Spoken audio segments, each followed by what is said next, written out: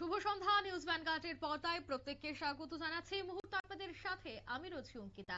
চোখ রাখছি এই মুহূর্তের গুরুত্বপূর্ণ সংবাদের দিকে।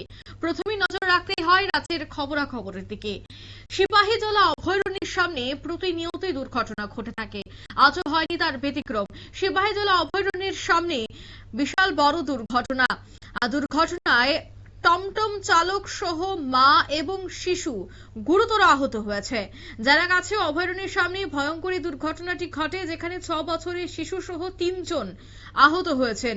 শহরের রাধানগরের দিলীপ ভৌমিক, তার স্ত্রী রুমা ভৌমিক এবং ছোট 6 বছরের সন্তানকে নিয়ে সিপাহীজলা চিড়িয়াখানায় ঘুরতে যাচ্ছিল।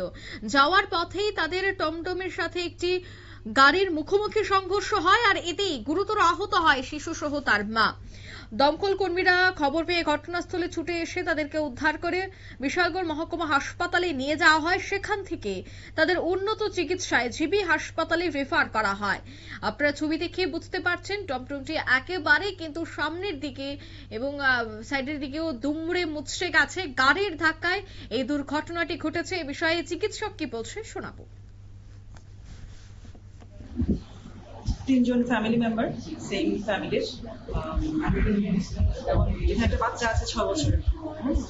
তো অটোতে ছিল ওরা, একটা মারুতি ভ্যানের সাথে কলিশন হয়েছে এবং বাজেভাবে ইনজিউর হয়েছে। সত্যি কথা বলতে হ্যাডের ফ্যামিলি যে উনি যথেষ্ট কম ছিল, বাকি দুজন অনেক বেশি হয়েছে।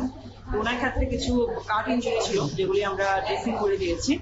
বাকি ওনার ওয়াইফ রুমা ভৌমিক, ওনার পুরো ক্রাশ ইনজুরি, মানে একটি কাট ইনজুরি ছিল রাইট সাইডে, রাইট শোল্ডার, রাইট আর্ম, এবং হেড ইনজুরিও ছিল।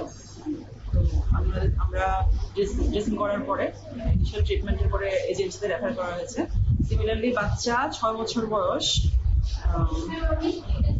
বাচ্চাটার নাম গোপাল ভৌমিক, ওরও রাইট হ্যান্ডে পুরো ক্রাশ ইনজুরি এবং আনকনসিয়াস ছিল।